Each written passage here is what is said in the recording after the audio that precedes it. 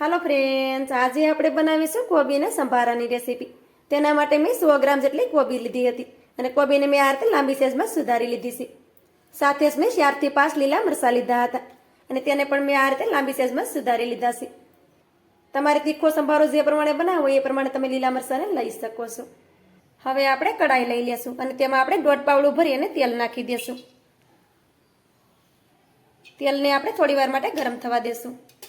તેલ ગરમ થાય એટલે આપણે તેમાં અડધી ચમચી ભરી અને રાઈ નાખી દેશું.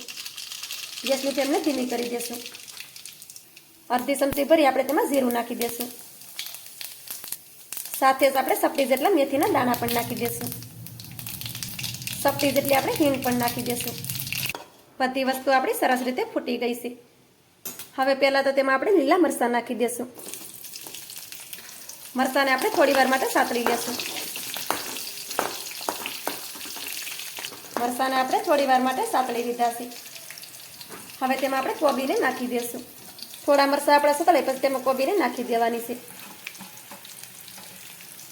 હવે આપણે કોબીને સારી રીતે મિક્સ કરી દઈશું.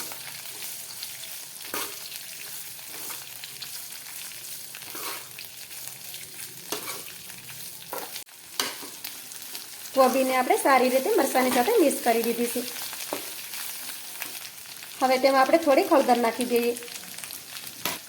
હવે તેમાં આપણે સ્વાદ પ્રમાણે મીઠું નાખી દઈશું અને બધી વસ્તુને સારી રીતે મિક્સ કરી દઈશું. હળદર અને મીઠાને આપણે બરાબર મિક્સ કરવાનું.